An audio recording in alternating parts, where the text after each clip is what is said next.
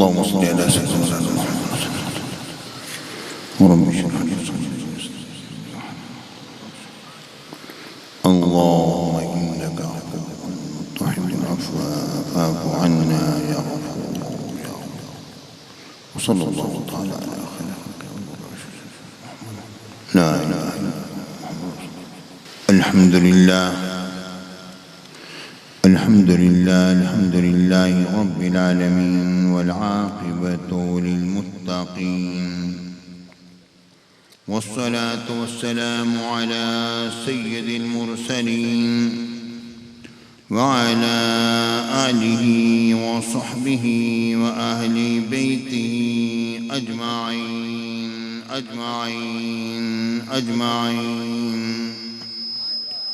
أما بعد فأعوذ بالله من الشيطان الرجيم. بسم الله الرحمن الرحيم. ما كان محمد أبا أحد من رجالكم ولكن رسول الله وخاتم النبيين وكان الله بكل شيء عليما. صدق الله العظيم وصدق رسوله النبي الكريم الأمين. وقال رسول الله صلى الله عليه وآله وسلم: من رآني في المنام فسيراني في اليقظة وإن الشيطان لا يتمثل بي. وإن الله تعالى عز وجل قال في شان حبيبه مخبرا وآميرا: إن الله وملائكته يصلون على النبي يا أيها الذين آمنوا صلوا عليه وسلموا تسليما. اللهم صل على سيدنا مولانا محمد المصطفى بديع العطاء وبحر الوفاء بديع الجمال وبحر الشفاء سيدنا أبي الزهراء وآله وبارك وسلم.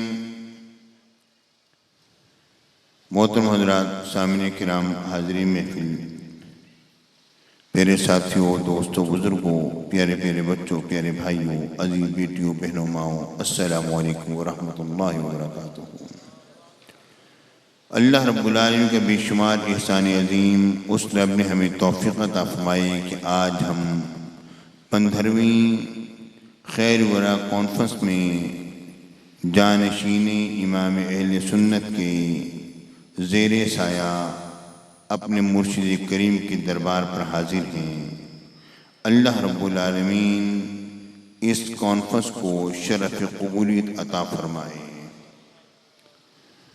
और प्यारे साथियों, मेरी शादी को जब कई साल बीत गए, उसके बाद फिर हमने इरादा किया कि अल्लाह रब्बुल आलमीन मुझे बेटा अता फ़रमाए तो मैं खैर वरा कॉन्फ्रेंस करूँगा। तो रब्बुल आलमीन ने करम फरमाया और मुझे बहुत सही अता फ़रमाया। दुआ कीजिए अल्लाह ताला इसको नेक बनाए, सालेह बनाए और इसे इसके दादा के नक्श कदम पर चलाए। प्यारे साथियों,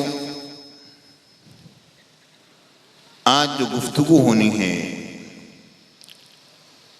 उसका बुनियादी नुक्ता ये है कि क्या मेरे आका सरकार मदीना सुरूर सीना सल्लल्लाहु अलैहि वसल्लम की ज़ियारत, हुजूर का दीदार ख्वाब में और जागते हुए क्या ये मुमकिन है और ये क्या अम्र साबित है?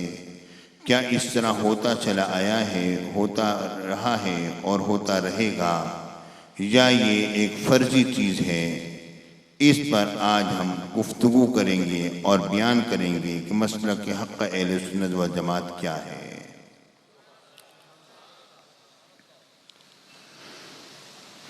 प्यारे साथियों, मेरे आका सरकार मदीना सुरूर सीना सल्लल्लाहु अलैहि वसल्लम की ज़ियारत, हुज़ूर अलैहिस्सलातु वस्सलाम का दीदार अलीशान कौन मुसलमान है जो कि इसके लिए तरसता नहीं, और जिसे एक मर्तबा ज़ियारत हो जाए उसका इश्तियाक बहुत बढ़ जाता है और वो इस तड़प में रहता है कि कब मेरी आंख दिल की खुले और मैं अपने नबी का दीदार करूं।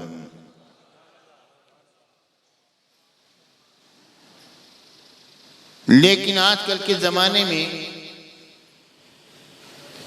कुछ इस तरह के लोग पैदा हो गए और कहने लगे कि हुजूर अलैहिस्सलाम की ज़ियारत जागते में हुजूर के विसाल के बाद मुमकिन नहीं है, और इस पर खामखा के इतराज़ात और ऐसी बातें कही जिसे कि कोई भी मुसलमान मानने पर तैयार नहीं होगा।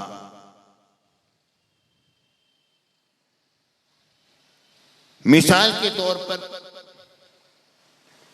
यह कि अगर हुजूर अलैहिस्सलाम की ज़ियारत जागते में अगर मुमकिन होती तो सहाबे कराम को यकीनन होती, और ये खिलाफत सैयदना सिद्दीक़ अकबर का मसला, खिलाफत अली का मसला जो कि हज़रत उस्मान गनी के ज़माने खिलाफत में उठा, हज़रत उमर बिन खत्ताब के विसाल पाक के बाद खुद हुजूर अलैहिस्सलाम तशरीफ़ लाते और इसको हल फरमा देते। अगर मेरे आका के जागते में दीदार अगर मुमकिन है तो मेरे आका ने उससे क्यों ना कराया, और सबसे ज़्यादा अहल तो सहाबे कराम हैं, उन्हें ये दीदार होना चाहिए था, तो ये दीदार उन्हें क्यों ना हुआ।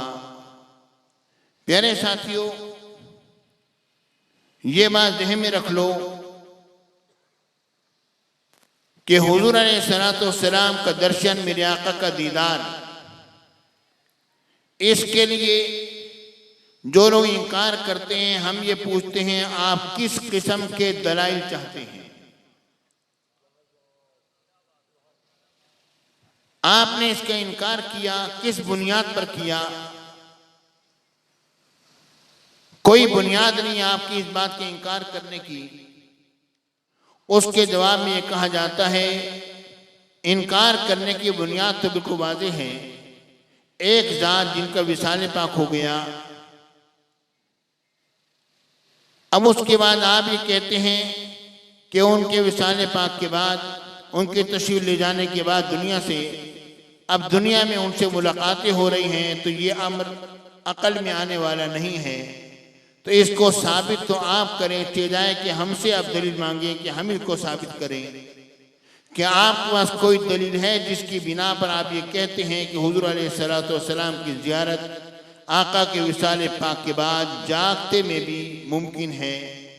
अगर मुमकिन है तो उस वक्त पर क्यों ना हुई, आज क्यों हो रही है? प्यारे साथियों, ये बात वाज़ेह रहे कि ख्वाब की एक हकीकत है। बहरहाल जो शख्स जागते में दीदार को माने या ना माने, ये एक अलग अमर है, लेकिन वो ये बात तो तस्लीम करेगा ही करेगा अगर वो मुसलमान है कि हुजूर अलैहिस्सलाम की ज़ियारत ख्वाब में मुमकिन है, और ख्वाब में हुजूर ही आते हैं, कोई और नहीं आता। क्योंकि हुजूर अलैहिस्सलाम ने फरमाया, मन रआनी फिल मनाम फसयरानी फिल यक़ज़ा व इन्न शैतान ला यतमस्सलु बी। जिसने सोते में मेरी ज़ियारत की, जागते में मेरी ज़ियारत से मुशर्रफ होगा, शैतान मेरी मिसल नहीं बन सकता। तो बहरहाल इतनी बात तो माननी पड़ेगी कि सोते में जो ज़ियारत हो रही है वो हुजूर ही की हो रही है। जब मेरे आका के सोते में ज़ियारत हो रही है तो फिर हमारा सवाल यह है कि मेरे आका ख्वाब में आकर किसी सहाबी को बतला देते कि सैयदना सिद्दीक़ अकबर की खिलाफत होनी चाहिए। मेरे आका हुज़ूर अलैहिस्सलाम ख्वाब में आके किसी को बतला देते कि अब उमर बिन खत्ताब के बाद जो है उस्मान गनी की खिलाफत है, मगर मेरे आका ने ऐसा अमर ना बतलाया। उसकी वजह बिल्कुल वाज़ेह है। देखिए, जब मेरे और आपके नबी का जब विसाले पाक हो रहा है, उस वक्त पर हुजूर अलैहिस्सलाम ने वाज़ेह तौर पर यह बात नहीं फरमाई कि मेरे बाद खलीफा जो है वो अबू बकर सिद्दीक को बनाना। ये जुमला मेरे आका की तरफ से साबित नहीं। ये एक अलग बात है कि दलाइल से ये बात साबित हो जाती है कि खिलाफत सैयदना सिद्दीक अकबर ही हक है और मेरे आका उसी की तरफ ही इशारे देते रहे और नाम फरमाते रहे। जो चीज मेरे आका ने खुद जाहिर नहीं फरमाई तो वो ख्वाबों में आके क्यों जाहिर फरमाएंगे? जब मेरे आका हुजूर अलैहिस्सलाम के तशरीफ ले जाने के औकात बिल्कुल वक्त बिल्कुल करीब था, तो उस वक्त पर मेरे आका ने सैयदना सिद्दीक अकबर की खिलाफत का ऐलान जाहिरन बाहिरन नहीं फरमाया, तो विसाले पाक के बाद जाहिरन आकर मेरे आका उसका ऐलान क्यों फरमाएंगे? असल में बहुत सारी बातों की हिकमतें होती हैं जिनकी बिना पर उन उमूर को पोशीदा रखा जाता है। और उसकी मिसाल मैं यूं दिए देता हूं, जिस तरह के मेरे आका ने ये बात फरमाई कि मुज्तहिद जब इज्तिहाद करता है सवाब को पाएगा तो जो 2 अजर मिलेंगे, अगर खता हो जाएगी तो फिर भी 1 अजर मिलेगा। मेरे आका ने ये सहाबे कराम के इज्तिहाद पर इस मसले को रख दिया था। और ये कि बहुत सारी बातें ऐसी होती हैं जिनका इजहार वक्त से पहले मुनासिब नहीं होता। जिस तरह के रब्बुल आलमीन ने सैयदना आदम अलैहिस्सलाम के दाने के खाए जाने को यानी खुद ही इरशाद फरमाया, वला तक़रबा हाज़िही शजरता फतकूना मिनल ज़ालिमीन। आदम और हव्वा आपने इस दरख्त के करीब नहीं जाना। खुद बतला दिया दरख्त ये है, फरमा दिया अब इसके करीब नहीं जाना। और शैतान ने आके बाद में वसवसा डाला। अब ये मुझे बतलाइए कि ये सारा मामला क्या था? अगर रोकने ही मकसूद था तो रब्बुल आलमीन ने उसकी निशानदेही क्यों कर दी? परवरदिगार खुद निशानदेही फरमा रहा है। यानी मतलब यह है कि दाने शजरा खाना आदम अलैहिस्सलाम का ये मकसूद था। वो खाएंगे तो हम लोग दुनिया में आएंगे, वो खाएंगे तो जन्नत और जहन्नम का निज़ाम जो है वो अपने तौर पर भी चलेगा, वरना इस तरह तो जन्नत और जहन्नम के निज़ाम के चलने का कोई मामला ही ना रहता। प्यारे साथियों, बहुत सारी हिकमतें होती हैं जिसको कि जाहिर नहीं किया जाता, लेकिन उसको बाद में छोड़ दिया जाता है ताकि वो अपनी हिकमतों के साथ वो बात वाज़ेह और जाहिर हो। तो मेरे आका हुजूर अलैहिस्सलाम की तशरीफ़ आवरी, मेरे आका का जलवागर होना, हुजूर अलैहिस्सलाम का ज़ियारत कराना, ये अहादीस मुबारका से भी साबित है और ये चीज़ जो है और ये अल्लाह से भी साबित है और ये प्रैक्टिकल भी साबित है और दलाइल से भी साबित है। अब हम इस तरह निकलते हैं कि कौन कौन से दलाइल हमारे पास ऐसे हैं जिनसे हम हुजूर अलैहिस्सलाम की जागते में ज़ियारत को साबित करते हैं कि मेरे आका जागते में तशरीफ़ लाते हैं और अपना दर्शन अपने गुलामों को करवाते हैं। आप देखिए, गौर कीजिए, जब इंसान कब्र में जाता है, कब्र में जाने के बाद सवाल होता है, मा कुंत तक़ूलु फ़ी हाज़ा रजुल, बता इन मर्द मुक़द्दस के बारे में तो क्या कहा करता था। मा इल्मो का बिहाज़ा रजुल, बता तेरा इल्म क्या है इस मर्द मुक़द्दस के बारे में। प्यारे भाइयों, वहां पर मेरे आका आते हैं या नहीं आते? हुजूर अलैहिस्सलाम ही होते हैं, कोई और नहीं होता। क्योंकि हुजूर अलैहिस्सलाम के अलावा कोई और है तो किसी और को नबी बनाना और उसी के बारे में कहना मैं गवाही देता हूँ ये अल्लाह के सच्चे रसूल हैं, ये तो कुफ्र हो जाएगा। वो हुजूर ही आए हैं। प्यारे साथियों, इस पर एक एतराज ये है कि जी वो जिससे सवाल हो रहा है वो भी आलम बरज़ख में है, तो हुजूर अलैहिस्सलाम भी आलम बरज़ख में तशरीफ लाए। इससे ये तो साबित होता है कि हुजूर अलैहिस्सलाम की बरज़खी हयात है, दुनियावी हयात साबित नहीं होती, क्योंकि जिसे ज़ियारत कराई जा रही है वो भी आलम बरज़ख में है। मेरे आका की तशरीफ़ जो है उसके लिए आलम बरज़ख में हो रही है, तो इससे हुज़ूर अलैहिस्सलाम की बरज़खी हयात तो साबित होती है, दुनियावी हयात साबित नहीं होती, जिसकी बिना पर कि हम ये कहें कि मेरे आका दुनिया में तशरीफ़ लाएंगे और ज़ियारत कराएंगे। प्यारे साथियों, बात असल में ये है कि हुज़ूर अलैहिस्सलाम के लिए बरज़खी हयात भी है और दुनियावी हयात भी है। दोनों हयातें मेरे आका के लिए साबित हैं। कायनात का के जिस आलम में भी देखोगे अपने नबी को पाओगे, जहां भी जाओगे अपने नबी को पाओगे। आप देखिए और गौर कीजिए, खत्म नबूवत का मसला जो है वो ऐसा है कि जो हयातुन नबी के बगैर मुकम्मल नहीं होता। जब तक आप हयातुन नबी नहीं मानेंगे खत्म नबूवत को तस्लीम नहीं कर सकते हैं। मुझे ये बात बताइए, अगर हुज़ूर अलैहिस्सलाम में महज बरज़खी हयात है और मेरे आका खातमुन नबीयीन है, आखिरी नबी है, जब आखिरी नबी हैं तो जब मेरे आका हुज़ूर अलैहिस्सलाम इस दुनिया में, अब मेरे आका का विसाले पाक हो गई, अब दुनियावी हयात नहीं है, तो मेरे आका का खत्म नबूवत होना भी खत्म हो गया, क्योंकि खत्म नबूवत ये मेरे नबी की सिफत है। जब मौसूफ बाकी नहीं रहा तो सिफत कैसे बाकी रहेगी? तो जब मौसूफ ही नहीं रहा तो सिफत कैसे बाकी रहेगी? तो हुज़ूर अलैहिस्सलाम को आप जो आज जो खातमुन नबीयीन मानते हैं वो कैसे मानते हैं? उसके बारे में ये कहना जी, बात असल में ये है कि हुज़ूर अलैहिस्सलाम को खातमुन नबीयीन तो इस सूरत में माना जाता है कि हुज़ूर की शरीयत क़यामत तक बाकी रहेगी, हुज़ूर का दीन क़यामत तक बाकी रहेगा। प्यारे साथियों, अगर यही बात है तो फिर तो हुज़ूर अलैहिस्सलाम की शरीयत और दीन का अगर क़यामत तक बाकी रहना है तो फिर मिर्ज़ा की नबूवत को क्यों नहीं मान लेते हो?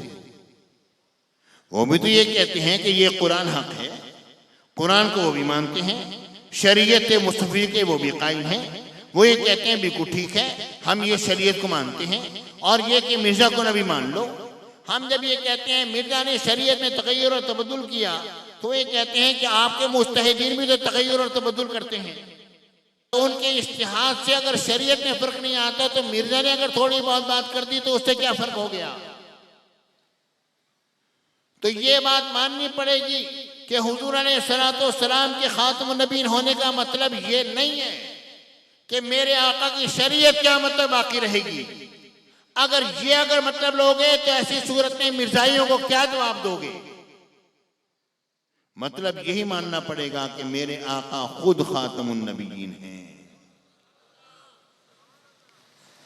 नहीं जी, बात असल में ये है कि हुज़ूर अलैहिस्सलाम का खातमुन नबीयीन होना, ये जो हदीसों में आता है मेरे आका आखिरी नबी हैं, मेरे आका ने फरमाया वला नबी बादी वला रसूल, मेरे बाद ना कोई नबी आएगा, नहीं मेरे बाद कोई रसूल आएगा, नबूवत मुनक़ती हो गई है। मा काना मुहम्मदुन अबा अहद मिन रिजालिकुम वलाकिन रसूलुल्लाह व खातमुन नबीयीन, हुज़ूर अलैहिस्सलाम खातमुन नबीयीन हैं। ये बात जो आई है दर हकीकत ये जो है ये एक अमर वाक़या को बयान किया गया है, यानी ये बताया गया है कि हुज़ूर आखिरी नबी हैं और हुज़ूर अलैहिस्सलाम के बाद कोई और नबी नहीं आएगा। तो ये एक अमर वाक़या को बयान किया गया है, यानी हुज़ूर का आखिरी नबी होना भी साबित है और ये बात भी साबित है हुज़ूर के बाद कोई और नबी नहीं आएगा। जब ये बात आ गई हुज़ूर के बाद कोई और नबी नहीं आएगा तो मिर्ज़ा की नबूवत भी ख़त्म हो गई, और ये कि ये एक अमर वाक़या को बयान कर दिया गया है कि हुज़ूर अलैहिस्सलाम के बाद कोई नबी नहीं आएगा। प्यारे भाइयों, बात यह है कि हदीसों से तो ये बात कर सकते हो, मगर कुरान मजीद में जो चीज़ आ रही है वो क्या है? वो ये है व खातमुन नबीयीन, हुजूर खातमुन नबीयीन हैं। खातमुन नबीयीन होना ये मेरे नबी का वस्फ बयान किया जा रहा है। प्यारे भाइयों जरा गौर करो, खातमुन नबीयीन होना मेरे और आपके नबी का वस्फ बयान किया जा रहा है कि हुजूर की एक वस्फ है।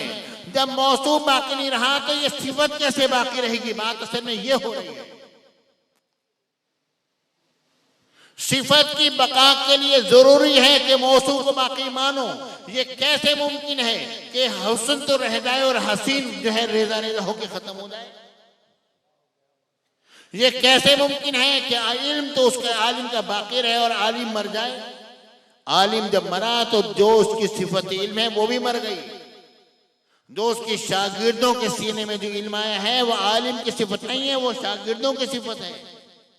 जो किताबें लिख दिया है वो आलिम की सिफत नहीं है, वो आलिम के साथ खत्म हो गई। अब ये किताब की सिफत है जो कि इसके अंदर है। क्योंकि अगर आलिम के होते हुए अगर तुम किताब को जला दोगे तो आलिम का इल्म नहीं जलेगा। अगर आलिम के होते उसके शागिर्दों को कत्ल कर दोगे तो आलिम का इल्म नहीं खत्म होगा। आलिम का इल्म जो है, ये इल्म सिफत है, वो आलिम के साथ कायम है। जो उसने शागिर्दों में पैदा की है वो अब शागिर्दों की सिफत है। जो उसने किताबों में लिखी है वो किताबों की सिफत है। प्यारे भाइयों, मौसूफ जब तक बाकी रहता है तब तक सिफत बाकी रहती है। यहां पर खातमुन नबीयीन होना मेरे आका की सिफत बयान की गई है कि हुजूर खातमुन नबीयीन हैं। प्यारे भाइयों, जब तक तुम हुजूर अलैहिस्सलाम की हयात को नहीं मानोगे, खातमुन नबीयीन को कैसे मानोगे? हयातुन नबी पहले माननी पड़ेगी। अब इसमें एक और बात भी ध्यान में रखो, देखिए जरा गौर करें कि मेरे आका खातमुन नबीयीन है, हुजूर अलैहिस्सलाम आखिरी नबी है। ठीक है ना? ये बात नहीं आ रही। ये जो कहा जाता है ना कि हुजूर अलैहिस्सलाम की शरीयत क़यामत तक बाकी रहेगी। प्यारे भाइयों, शरीयत का मामला अलग है और नबूवत का मामला अलग है। रसूल जो है वो नई शरीयत और नई किताब लेकर आता है। जो महज नबी होता है वो पिछले रसूल की शरीयत को लेकर चलता है। रसूल और नबी में ये फर्क है। जो हर रसूल नबी भी होता है मगर हर नबी रसूल नहीं होता। कि मूसा अलैहिस्सलाम के बाद बहुत सारे अंबिया करम आए मगर वो मूसा अलैहिस्सलाम की शरीयत को लेकर चले, तौरात को लेकर चले थे। यहां तक कि ईसा अलैहिस्सलाम आए, इंजील को लेकर आए, नई शरीयत उनकी आई। शरीयत मूसा के अंदर उन्होंने तगय्युर और तबद्दुल किया और मामला किए। प्यारे साथियों, नबी वो होता है जो पिछले रसूल की रिसालत को लेकर चलता है, उसकी शरीयत को लेकर चलता है। ठीक है ना? अगर ये कहते हो कि खातमुन नबीयीन होने का मतलब ये है हुजूर की शरीयत चलेगी, तो उस वक्त पर प्यारे भाइयों फिर ये खातमुन नबीयीन ना होता बल्कि खातमुल मुरसलीन होता कि हुजूर खातमुल मुरसलीन हैं। हुजूर के बाद नई शरीयत नहीं आएगी, ये बात नहीं आ रही, बल्कि ये आ रहा है खातमुन नबीयीन के मेरे आका आखिरी नबी हैं, उसके हुजूर के बाद नबी कोई नहीं आएगा।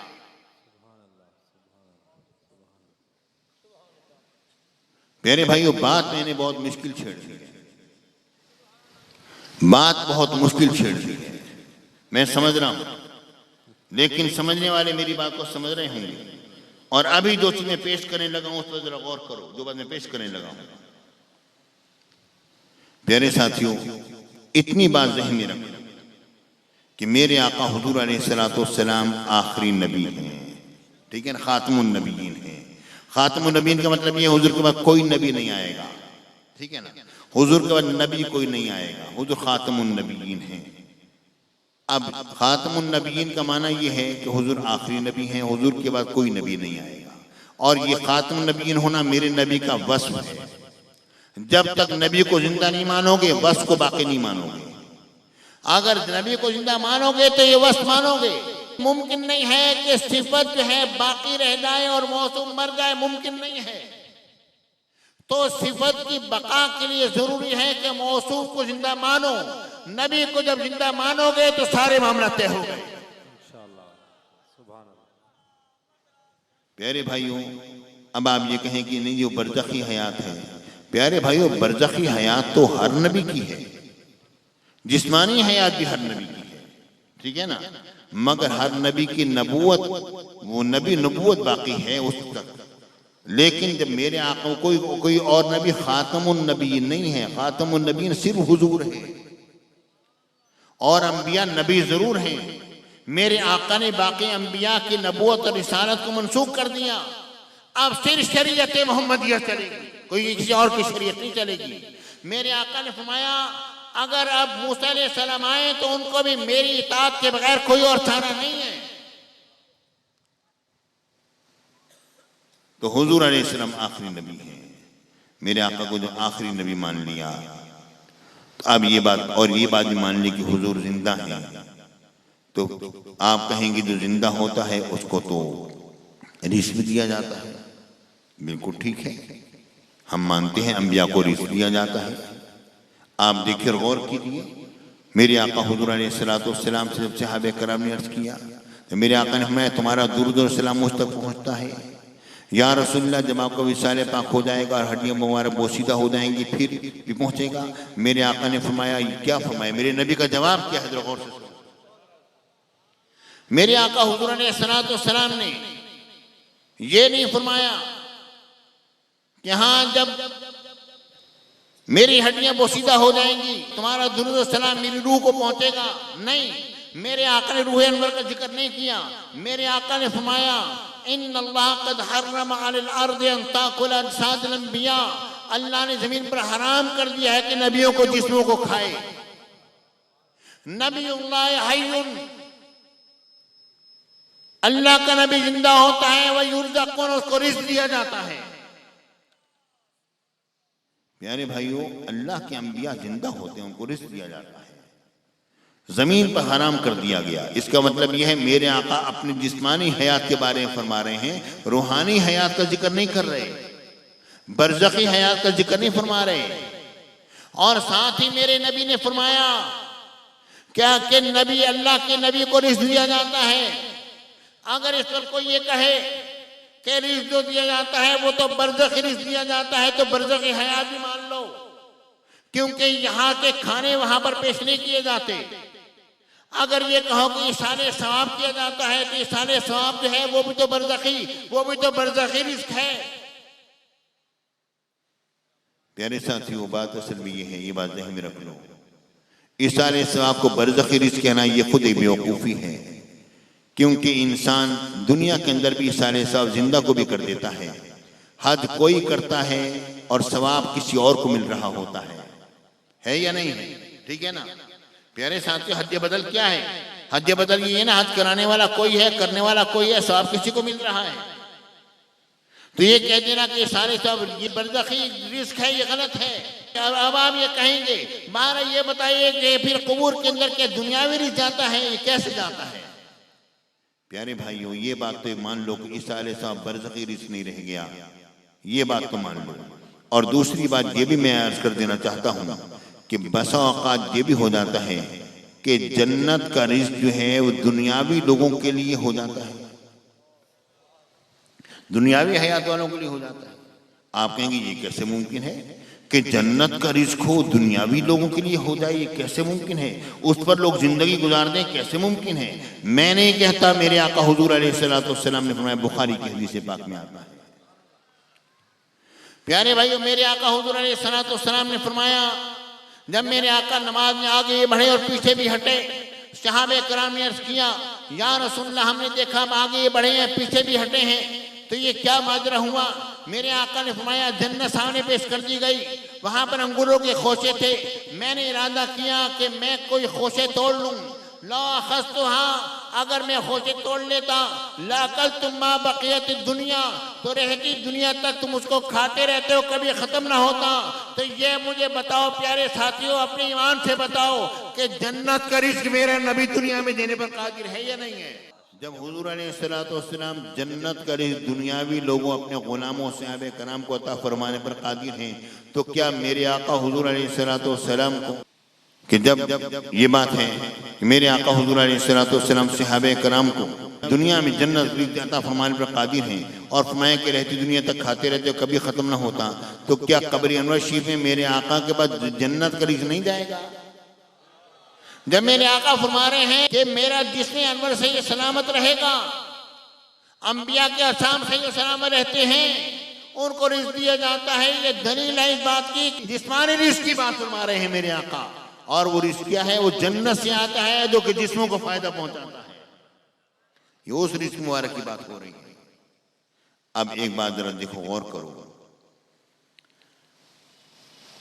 हमने एक हदीस पाक पेश की, मेरे आका हुजूर अलैहिस्सलाम ने फरमाया, मन रआनी फिल मनाम फसयरानी फिल यक़ज़ा, जिसने सोते में मेरी ज़ियारत की जागते में भी मेरी ज़ियारत से मुशर्रफ होगा, और शैतान मेरी मिसल नहीं बन सकता। ठीक है ना। ये दलील है इस बात की कि मेरे आका हुजूर अलैहिस्सलाम फरमा रहे हैं कि मेरी ज़ियारत जागते में होगी, जो ख्वाब में मुझे देखेगा जागते में भी ज़ियारत करेगा। बुखारी मुस्लिम की सही हदीस है, इसका तुम कैसे इनकार करोगे? मुमकिन नहीं कि इनकार कर दो। अब इस पर ये एतराज किया गया, जरा गौर से सुनो, एतराज सुनो, भोंडे एतराज़ात जरा सुन लो। एतराज क्या किया गया? एतराज इस पर यह किया गया कि ये फरमान जो है सहाबे कराम के लिए है कि हुजूर अलैहिस्सलाम ने यह बात फरमाई है कि मेरा कोई भी सहाबी जो मेरी ज़ियारत करेगा ख्वाब में, तो जागते में मेरी ज़ियारत किए बगैर दुनिया से नहीं जाएगा। यानी हुजूर अलैहिस्सलाम ये सहाबे कराम को फरमा रहे हैं, बाद में आने वाले लोगों को ये बात नहीं फरमा रहे कि जिसने ख्वाब में मेरी ज़ियारत की जागते में भी मेरी ज़ियारत करेगा। हुजूर अलैहिस्सलाम का ये फरमाया आली जो है ये किसके लिए है? लोगों ने कहा, कहते हैं कि ये सहाबे कराम के लिए है। मेरे आका फरमा रहे हैं जिसने भी ख्वाब में मेरी ज़ियारत की जागते में मेरी ज़ियारत से मुशर्रफ होगा, शैतान मेरी मिसल नहीं बन सकता। प्यारे साथियों, ये माना किसी तरह भी दुरुस्त नहीं बनता। उसकी वजह यह है कि मेरे आका हुजूर अलैहिस्सलाम ने अगर ये फरमाया कि मेरे जिस सहाबी ने मेरी ख्वाब में ज़ियारत की जागते में मेरी ज़ियारत से मुशर्रफ होगा। प्यारे भाइयों, असल बात यह है, जागते में तो पहले ज़ियारत से मुशर्रफ हो चुका है, तब सहाबी बना है। ठीक है नहीं है? जागते में तो पहले ज़ियारत से मुशर्रफ हो चुका है, तब वो सहाबी बना है। अब ज़ियारत तो उसने जागते में कर ली है मेरे आका की। अब मेरे आका ये फरमाए जिसने सोते में मेरी ज़ियारत की जागते में भी मेरी ज़ियारत करेगा। ये बात बनी नहीं, क्योंकि जिसने सोते में ज़ियारत की है जागते में ज़ियारत करेगा। प्यारे भाइयों, सहाबी ने पहले जागते में ज़ियारत की, पहले सहाबी बना, अब वो बाद में सोते में ज़ियारत कर रहा है। जागते में ज़ियारत हो चुकी है, मामला हो चुका उसका पूरा। असल मामला ये है प्यारे साथियों कि ये मेरे आका ने ता क़यामत आने वाले अपने गुलामों को ये बात फरमाई है। अगर ये कहें कि नहीं जी, इसका मतलब ये है कि जिस मेरे सहाबी ने सोते में मेरी ज़ियारत की है जागते में भी मेरी ज़ियारत करेगा, यानी मतलब यह है कि ख्वाब के बाद एक और दफ़ा मेरी ज़ियारत किए बगैर वो नहीं मरेगा। तो पहली बात तो ये मान लो कि इल्म गैब की बात है, नबी को गैब का इल्म हो गया। और दूसरी बात यह है कि ये मुझे बताओ कि मेरे आका के विसाले पाक के बाद जिन सहाबे कराम को मेरे आका की ज़ियारत हुई, उनके बारे में तुम क्या कहते हो? जब मेरे आका ने फरमाया कि जिस मेरे सहाबी ने सोते में ज़ियारत की जागते में भी मेरी ज़ियारत करेगा। हज़रत उस्मान गनी को मेरे आका ने ज़ियारत करवाई। उन्होंने फरमाया मैंने सोते में देखा हुज़ूर अलैहिस्सलाम खिड़की में तशरीफ लाए और फरमाया, ए उस्मान, चाहो तो तुम्हारी मदद की जाए, चाहो तो रोज़ा हमारे साथ इफ्तार कर लो। अब सहाबी को मेरे आका ने फरमाया जिसने सोते में मेरी ज़ियारत की जागते में भी मेरी ज़ियारत करेगा। तो ये बात तो मान लो कि सहाबी के पास मेरे आका जागते में आ रहे, विसाले पाक के बाद। मानो या नहीं मानो? मानो के बगैर बात चारा नहीं बनेगा। जो नबी अपने सहाबी के बाद बादर विसाल जागते में आ सकते हैं, तो प्यारे भाइयों अपने किसी और गुलाम के पास क्यों नहीं जा सकते हैं? कौन सी उम्मीद है?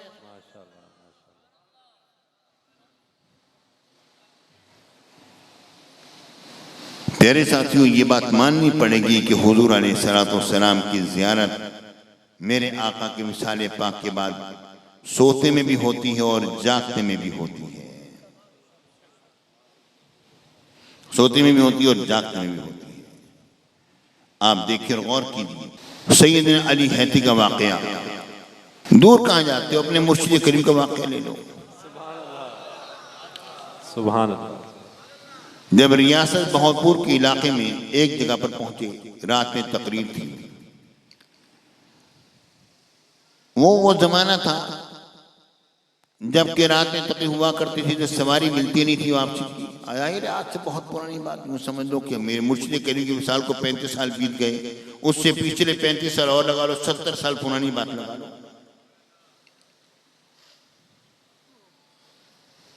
तो मौलाना खुदाबख्श अजहर साहब और पीर फतेहद्दीन साहब जिन दिनों में मेरे शेख के पास पढ़ा करते थे और तालिब इल्म थे, उस जमाने की बात हो रही है, यानी कम अज कम आज से 70-75 साल पुरानी बात हो रही है।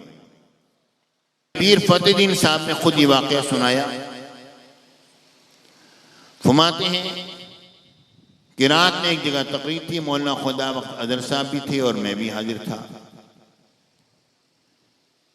तो रात में वहीं स्टेज के ऊपर ही, वहीं पर जब लोग चले गए तो स्टेज के ऊपर ही बिस्तर लग गया और गर्मियों के दिन थे। खुद गजाली जमा ने फरमाया भाई यहीं पर सो जाते हैं, सुबह सवारी मिलेगी उसके बाद यहां से निकलेंगे। कहते हैं वहां पर सो गए। अचानक रात गए, बेदार हुए और फरमाया कि भाई पानी का इंतजाम करो, गुस्ल करेंगे। पीर फतेहद्दीन साहब ने कहा कि मौलाना खुदाबख्श अजहर साहब ने कहा हुजूर सुबह को गुस्ल फरमा लीजिएगा, अभी पानी का इंतजाम करें।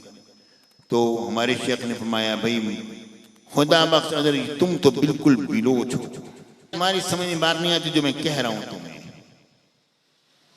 तो पीर से आप इंतजाम कीजिए। तो पीर फतेहद्दीन साहब उठे, साथ नलका था वहां से पानी भरा लेकर आए, गुस्ल फरमाया और उसके बाद फिर गुस्ल करने के बाद 2-4 रकअतें पढ़ी और फिर सो गए। और उसके बाद फिर जैसे लेटे, थोड़ी देर के बाद बेपनाह खुशबू फैल गई।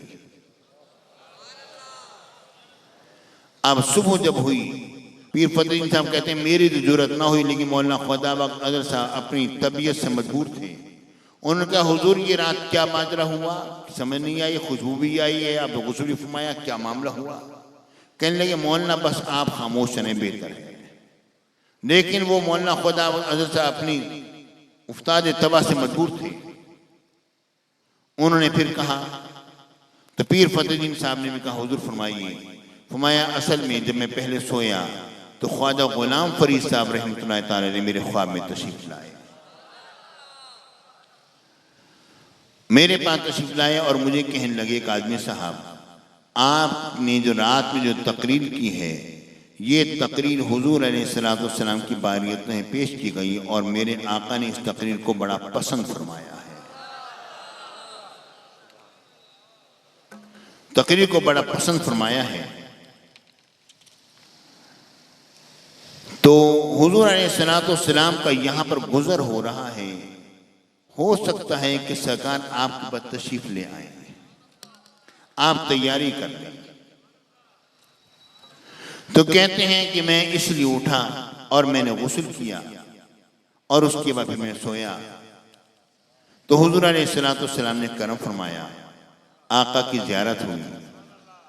प्यारे साथियों, मेरे आका हुजूर अलैहिस्सलातु वस्सलाम इस तरह अपने गुलामों पर करम फरमाते रहते हैं। इस पर एक वाक़या मुझे याद आया, हज़रत शाह वलीउल्लाह अलैहि रहमत ने लिखा अनफासुल आरिफीन में, फरमाते हैं एक हाफिज साहब थे, बड़ा खूबसूरत कुरान पढ़ा करते थे और उनकी आदत ये थी जब वो कुरान पढ़ते थे तो अपनी आंखें बंद कर लिया करते थे। तो लोगों से बचने की खातिर वो जंगल में, साथ ही जंगल था वहां पर उन्होंने पड़ाव कर लिया था, अपनी एक छोटी झोपड़ी से बना ली थी और मस्जिद साथ तैयार कर ली थी, उसमें वहां पर मौजूद थे। तो हुआ ये कि वहां पर एक सैयद मोहम्मद अब्दुल्ला शाह साहब वो भी उनके साथ रहा करते थे। तो हमारे हाफिज साहब किबला उन्होंने कुरान पाक की तिलावत शुरू की बाद नमाज फजर। तो फजर की नमाज के बाद कुछ सबस लिबास में मलबूस कुछ लोग आए और उनके बड़े सरदार जो थे वो आए और खड़े हो गए और वो कुरान पाक सुनने लगे। हाफिज साहब ने महसूस कर लिया कोई आए हैं और हाफिज साहब कुरान पाक पढ़ते रहे और उनकी तबीयत पर लर्जा तारी था, लरसते रहे तभी कुरान पाक पढ़ते रहे। और कुछ देर के बाद वो हस्ती उन्होंने कहा क़द अद्दैत हक़्क़ल कुरान, कि तूने कुरान का हक अदा कर दिया है या हाफिज। ए हाफिज तूने कुरान का हक अदा कर दिया। ये बात फरमाई और फिर वो चले गए।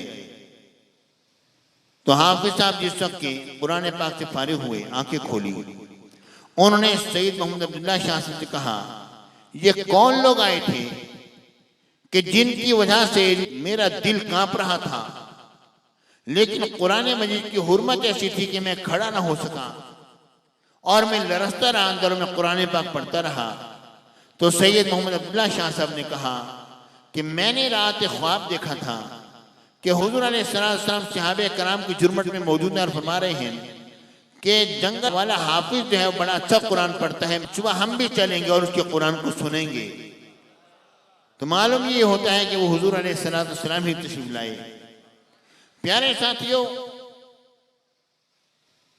जब हमारे मुर्शिद करीम गजाली ज़मा रहमतुल्लाह तआला अलैह जब खानपुर में थे और खानपुर के जलसे में सिराजुल उलूम के अंदर जब ये बात आई, 6 दिन हो गए मुसलसल वहां पर और आप तकरीर फरमाया करते थे। जब भी कोई मुक़र्री किसी निशित में नहीं होता था तो आप तकरीर किया करते थे। तकरीर करते हुए और बड़े जाहिर है जब हुजूर के इसमें जब इंसान तकरीर करता रहता है और इल्म भी उसके बाद बेशुमार हो और उसका इल्म ख़त्म ना होने वाला हो तो जाहिर है जोश बढ़ता चला जाता है। तो एक मतलब आखिरी निशित में तकरीर हो रही थी और तकरीर थी इस बात पर कि हुजूर अलैहिस्सलाम हाजिर व नाजिर हैं। तो एक शख्स ने रुका लिख कर दिया, काजी साहब आपने बड़े दलाइल दिए, अगर हाजिर नाजिर हैं तो दिखाइए हुजूर कहाँ हैं। तो आपके हमारे मुर्शिद ने मशहूर वाक़या है, खानपुर के आज भी बुजुर्ग वहाँ पर मौजूद हैं और उनसे पूछिए वो बतलाएंगे। मुफ्ती मुख्तार अहमद दुर्रानी साहब से पूछें वो भी बतलाएंगे। और वहाँ के जितने बुजुर्ग मौजूद हैं सुन्नी आप उनसे पूछिए, वो सारे इस बात की गवाही देंगे कि हमारे शेख ने बड़े जोश में फरमाया, खुदा की कसम हुजूर जिसको चाहें अपना दीदार करा सकते हैं। हुजूर यहाँ भी मौजूद हैं, हुजूर यहाँ भी मौजूद हैं और हुजूर यहाँ भी मौजूद हैं। और उसके बाद ये बात फरमाते हुए सजदे में चले गए और लोगों पर एक सत्ता तारी हो गया और लोगों पर एक आहिस्ते से मधोशी तारी होने लगी। एक हैरत अंगेज तौर पर एक खुशबू आई और उसने सबको मस्त कर दिया और लोग बेखुद होते चले गए। और उसके बाद कुछ देर के बाद लोगों को होश आया तो देखा कि उस इलाके में तमाम में खुशबू ही खुशबू थी। और जो हाफिज़ा का वाक़या में पेश कर रहा था, हज़रत शाह वलीउल्लाह रहमा फरमाते हैं कि मेरे वालिद शाह अब्दुल रहीम ने फरमाया कि फिर कुछ दिनों तक उस जंगल में खुशबू भी आती रही, मुसलसल खुशबू आती रही थी। सुभान अल्लाह, सुभान अल्लाह। प्यारे साथियों, मेरे आका हुजूर अलैहिस्सलाम की ज़ियारत ये सोते में भी होती है और जागते में भी होती है। और वो लोग खुशकिस्मत होते हैं जिन्हें के दीदार मुस्तफा होता रहता है और उससे मुशर्रफ होते रहते हैं। और हजरत इमाम शाज़िली और दीगर और बास सूफिया और उलमा ने फरमाते हैं कि हम तो 40 साल से हर वक्त हुजूर अलैहिस्सलाम का दीदार कर रहे हैं और किसी एक लम्हे में भी अगर आंखों से हुजूर अलैहिस्सलाम को महजूब पाए तो हम अपने आप को मुसलमान न समझें और इस दायरे इस्लाम से अपने आप को खारिज समझें। प्यारे साथियों, हुजूर अलैहिस्सलाम का इश्क और हुजूर का कुर्ब जिनको नसीब हो जाता है उनकी शान अजीब हो जाती है। अभी इस पर वो जरा बात जरा सुनिए हुजूर गौसे आज़म सैयदना शेख अब्दुल कादिर जीलानी रज़ियल्लाहु ताला अन्हु की। अल्लाहु अकबर। जबकि हजरत अली हैती रज़ियल्लाहु ताला अन्हु आपकी मजलिस में हाजिर हैं, बैठे बैठे उन पर नींद तारी हो जाती है, सो जाते हैं। अचानक हुजूर गौसे आज़म की निगाह पड़ती है, खड़े हो जाते हैं, बाअदब होकर खड़े रहते हैं। अली हैती सो रहे हैं और आप बाअदब खड़े हुए हैं। और उसके बाद जिस वक्त अली हैती की आँख खुलती है आप अपनी बात को दोबारा शुरू कर देते हैं जहाँ से वहाँ छोड़ा होता है। और उसके बाद फिर लोग पूछते हैं हुजूर क्या हुआ? आप फरमाते हैं कि अली हैती से पूछो जिनकी ख्वाब में वो ज़ियारत कर रहे थे, मैं अब्दुल कादिर जीलानी जागते में उनकी ज़ियारत से मुशर्रफ हो रहा था। मतलब यह है कि मेरे और आपके नबी ने फरमाया जिसने ख्वाब में मेरी ज़ियारत की, मेरी ही ज़ियारत की, शैतान मेरी मिसल नहीं हो सकता। यानी मेरे आका तशरीफ लाते हैं, ख्वाब में देखने वाला ख्वाब में देख रहा होता है और जलवागरी सरकार मदीना हो चुकी होती है और देखने वाली आंख जागते में ज़ियारत कर रही होती है और हुजूर गौसे आज़म सरकार मदीना की ताज़ी में खड़े हुए हाथ बने हैं। हजरत इमाम शाज़िली फरमाते हैं कि मैं बैतुल मक़दिस शरीफ में हाजिर हुआ और मैं वहाँ पर सोया हुआ था। मैंने ख्वाब में देखा मैदान महशर बर्पा है, हर तरफ खल्क़े खुदा है, अंबिया कराम भी वहाँ पर जलवागर हैं, एक नूरानी तख्त है और उस तख्त पर कुछ देर के बाद हमारे आका हमारे नबी साहिबुल आक़ सल्लल्लाहु अलैहि वसल्लम की जलवागरी होती है। सारे के सारे अंबिया कराम ज़मीन पर फर्श पर बैठ जाते हैं और सिर्फ हुजूर अलैहिस्सलाम अकेले जलवागर होते हैं तख्त मुबारक पर। और उसके बाद मालूम होता है कि इनका आना इसलिए हुआ कि हज़रत मंसूर हल्लाज की सिफारिश करने के लिए आए हैं कि जो उनसे कोताही हुई उसकी सिफारिश करने के लिए सब लोग हाजिर हुए हैं। और इमाम शाज़िली फरमाते हैं कि मैं अपने दिल में सोच रहा होता हूँ कि हुजूर अलैहिस्सलाम की कैसी शान है कि सारे अंबिया नीचे हैं। हज़रत इब्राहीम अलैहिस्सलाम खलीलुल्लाह, मूसा कलीमुल्लाह, नूह नजीउल्लाह तमाम के तमाम फर्श पर बैठे हैं और सिर्फ हुजूर अलैहिस्सलाम अकेले तख्त पर जलवागर हैं। और हुजूर की कैसी शान है और कैसी अजमतें रब्बुल आलमीन ने अता फरमाई। कहते हैं कि अचानक मेरे पाँव को किसी ने ठोकर मारी और मेरी आंख खुली तो मैंने देखा कि बैतुल मक़दिस शरीफ का जो मुंतज़िम था वो था। उसने मुझे देखकर कहा कि उठ और नमाज का वक्त हो चुका, तूने अभी अपनी नबी की शान क्या देखी है, तू तो रोज़े महशर देखना कि हुजूर की कैसी कैसी शानें हैं।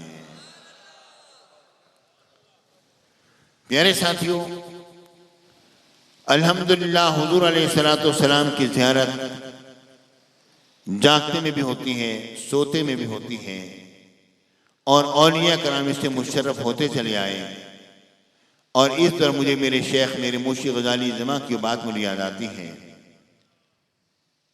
फरमाते हैं कि हुजूर अलैहिस्सलाम का फरमाने आली बिल्कुल हक है, जिसने सोते में मेरी ज़ियारत की जागते में भी मेरी ज़ियारत से मुशर्रफ होगा। लेकिन बाज़ औक़ात किसी शख्स के बारे में ये बात मालूम नहीं होती कि उसे जागते में ज़ियारत हुई है। अगर उसको जागते में ज़ियारत नहीं हुई तो ये बात ज़हन नशीन रख लो कि कायनात का निज़ाम गलत हो सकता है, ज़बान मुस्वा गलत नहीं हो सकती। और फरमाया मेरी आँख गलत देख सकती है, ज़बान मुस्वा गलत नहीं हो सकती। जब उसकी रूह निकल रही होती है तो सामने जलवा मुस्तफ़ा नज़र आ रहा होता है। मेरे आका वादा पूरा फरमाने के लिए उस वक्त तशरीफ़ फरमा हो जाते हैं। प्यारे भाइयों, रब की बारगाह में दुआ है, या अल्लाह हमें भी हुजूर अलैहिस्सलाम की मिरारन किरारन ज़ियारत अता फरमा और हुजूर अलैहिस्सलाम का बार बार का दर्शन हमें अता फरमा। आमीन व आखिरु दावाना अनिल हम्दुलिल्लाहि रब्बिल आलमीन।